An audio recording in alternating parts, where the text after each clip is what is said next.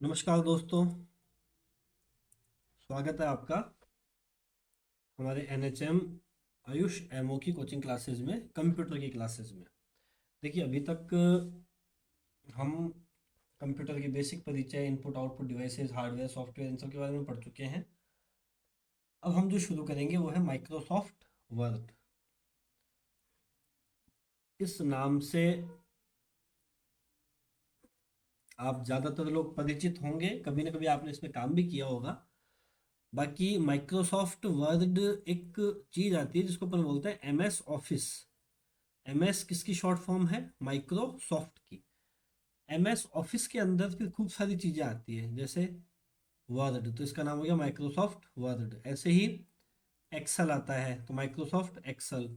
ऐसे ही एक power point आता है, माइक्रोसॉफ्ट पावर पॉइंट। ऐसे ही एक माइक्रोसॉफ्ट एक्सेस आता है ना। और भी चीज़ें आती है, माइक्रोसॉफ्ट वन नोट वगैरह, पर वो हमारे इतने काम की नहीं है। इनमें से वर्ड एक्सेल पे सबसे ज़्यादा सवाल आते हैं। कभी कभार पावर पॉइंट और एक्सेस में से भी सवाल आ जाते हैं। तो इनके सवाल हम करेंगे। अब देखिए, वैसे तो इनको आप यदि प्रॉपर पढ़ने बैठेंगे तो बहुत लंबा चौड़ा है ना। जो सालों साल काम करते हैं उनको भी पूरा वर्ड एक्सेल ये सब समझ में नहीं आता। तो बहुत बेसिक बातें हैं, केवल वही हमें इसमें सीखनी है। बाकी ये प्रैक्टिकल नॉलेज से रिलेटेड चीज़ होती है। यदि आप काम करते हैं, आपके डेली यूज में है, तो आप चीज़ों को कर पाएंगे। यदि आपके डेली यूज में नहीं है तो हम जो बेसिक चीज़ें पढ़ेंगे उनमें से प्रश्न आएगा। संभावना है कि 90% चांस है उनमें से प्रश्न आ जाएगा। ठीक है, 10% यदि हमारी किस्मत ने साथ नहीं दिया तो हो सकता है नहीं भी आए। लेकिन जो मैंने टोटल रेशियो बताया था कि 20 से 25% क्वेश्चन पूरे पेपर में ऐसे होते हैं जो हमें नहीं आते। यदि हमने, जैसे जितना मैंने पढ़ाया है वो पूरा आपने पढ़ा, उसके बाद 20 से 25% क्वेश्चन ऐसे होंगे जो आपको नहीं आएंगे और वो आपको करने भी नहीं है। तो जो हम पढ़ेंगे वो हमारे 70 से 75% को कवर कर लेगा। मान लीजिए वर्ड में से हार्ड कोई सवाल आ गया तो ऑपरेटिंग सिस्टम में से आसान सवाल आएगा, उसमें हार्ड आ गया तो यहाँ पे आसान आएगा। इस प्रकार ओवरऑल चीज़ें बैलेंस हो जाएगी। तो इसलिए आप यदि मान लीजिए जैसे कोई बाहर से आप कुछ क्वेश्चन सॉल्व कर रहे हैं, कोई दूसरे आप कंप्यूटर की बुक लेके आए हैं, उससे उससे आप सॉल्व करने लगेंगे ना, तो आपको वर्ड के ऐसे ऐसे सवाल मिलेंगे कि फिर वो हो पाना संभव नहीं होगा। इसलिए आप जब कहीं और किसी गाइड से प्रश्न कर रहे हो जो कि कंप्यूटर या SSC या लेखा सहायक ऐसे एग्जामों के लिए बनी हो, उनके रिलेटेड उसमें सवाल हो, तो जब आप ऐसे सवालों को करें तो कोई सवाल आपको नहीं आए तो आपको तनाव नहीं लेना।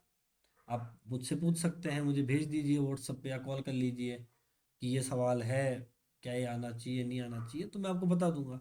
बाकी जो सवाल चयन बोर्ड की परीक्षाओं में आते हैं वो हम कर ही रहे हैं और उनसे हमारा काम हो जाएगा। तो चलिए शुरू करते हैं। पहला सवाल है, MS वर्ड में व्याकरण और वर्तनी, वर्तनी कहते हैं स्पेलिंग को, की जांच के लिए निम्नलिखित में से किस कुंजी का उपयोग किया जाता है? देखिए, एक सवाल का प्रकार तो ये हो गया। कई शॉर्टकट्स होते हैं माइक्रोसॉफ्ट वर्ड में। जब हम वर्ड चलाते हैं तो जो हमारे कीबोर्ड के बटन होते हैं उनमें से कुछ बटनों को दबाने से कुछ विशेष फंक्शन होते हैं, तो उन पे सवाल ज़्यादा पूछे जाते हैं।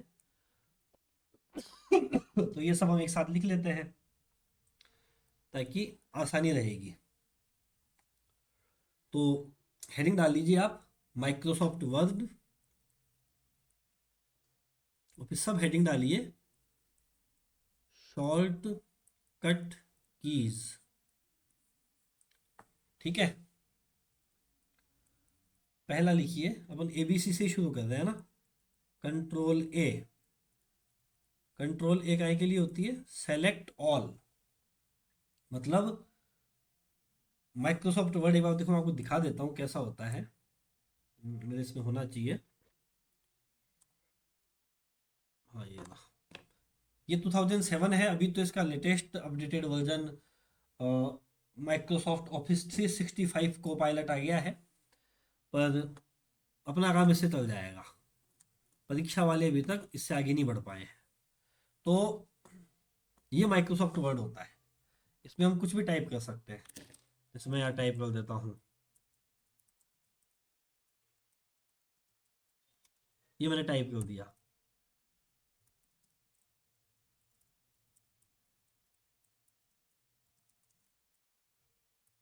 ठीक है, ऐसे हम इसमें कुछ भी टाइप कर सकते हैं और फिर चीज़ें सेव हो जाती है।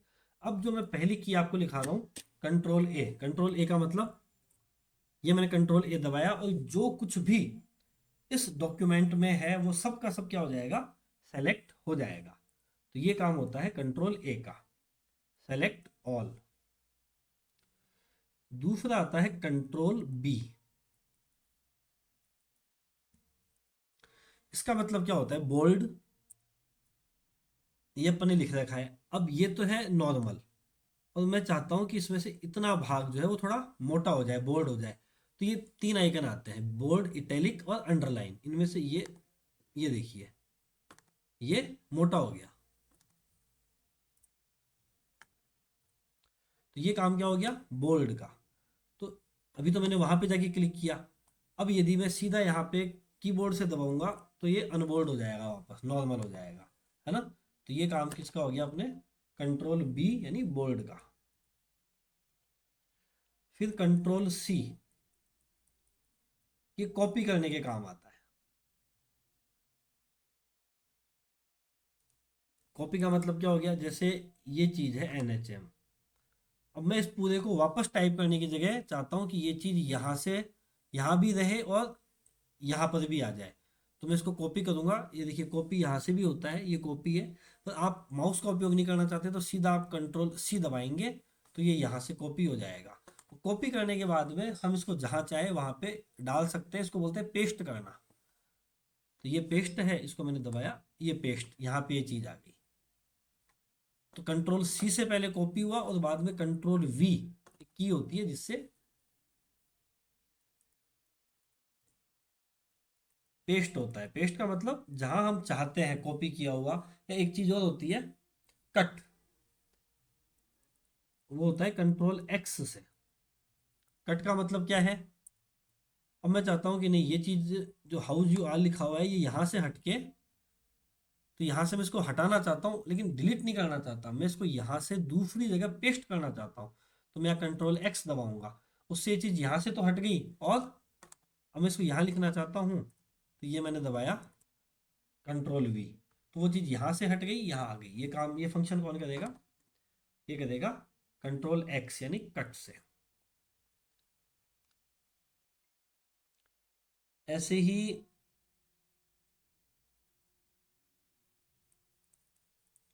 एक होता है कंट्रोल ई,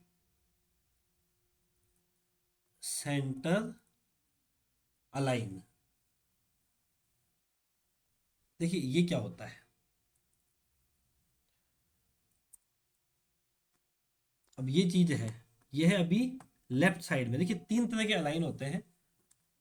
अभी ये लेफ्ट में है तो इसको लेफ्ट अलाइन बोलेंगे, यदि यहाँ राइट में हो तो इसको बोलते हैं राइट अलाइन, और यदि बीच में हो तो इसको बोलते हैं सेंटर अलाइन। तो मैं चाहता हूँ जैसे बीच वाला है ये आ जाए, ये दूसरे नंबर का यहाँ बीच में आए, है ना, सेंटर में। तो इसके लिए हम क्या करते हैं, यहाँ पे ये तीनों अलाइन के निशान है, लेफ्ट, सेंटर और राइट अलाइन।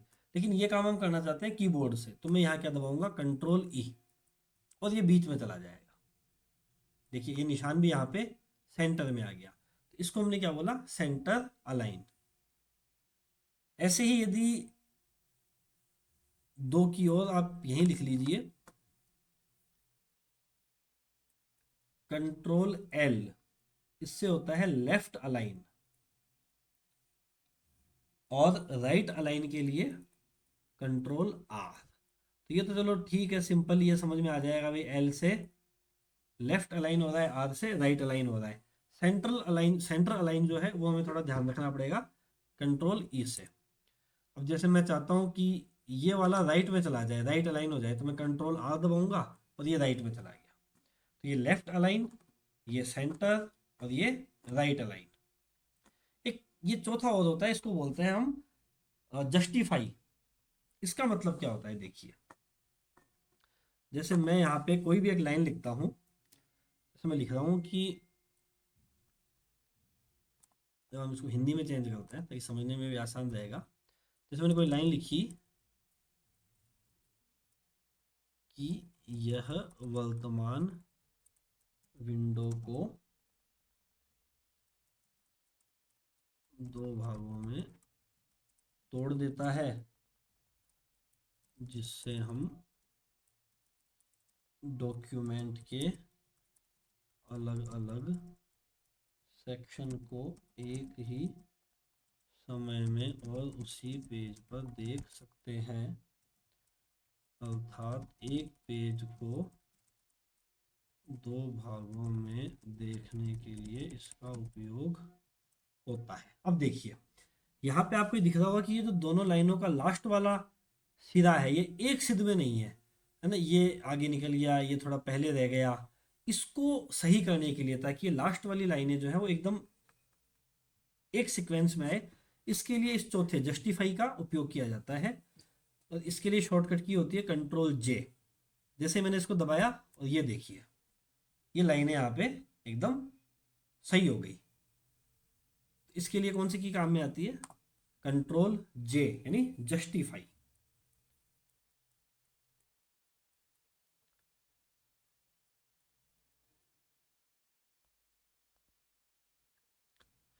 अब अगली की आती है हमारे लिए कंट्रोल एफ। और कंट्रोल एफ के साथ में कंट्रोल जी और कंट्रोल एच, है ना। ये सबका काम लगभग एक सा ही है। ये बार आप लिख लीजिए, इसका नाम, इसका मतलब है फाइंड, इसका मतलब है गो टू और इसका मतलब है रिप्लेस। तो इसका काम देखते हैं कैसे होता है। जैसे ये हमारा डॉक्यूमेंट है, इसमें हमें कोई चीज़ ढूंढनी है। जैसे अब ये तो चलो छोटा सा है, कई बार बड़ा डॉक्यूमेंट होता है ना, कोई बड़ी वर्ड फाइल होती है और उसमें हमें मान लीजिए अपना नाम ढूंढना है, अपने रोल नंबर ढूंढने हैं, तो उसके लिए हम फाइंड के ऑप्शन पे जाते हैं, है ना।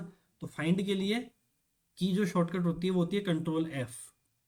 जैसे आपने एफ दबाया तो ये एक बॉक्स खुला जिसमें तीन ऑप्शन होते हैं, फाइंड, रिप्लेस, गो टू। अब जैसे मान लीजिए मैं इसमें आयुष ढूंढना चाहता हूं, तो मैं फाइंड करूंगा और ये बता देगा कि हाँ आयुष ये रहा,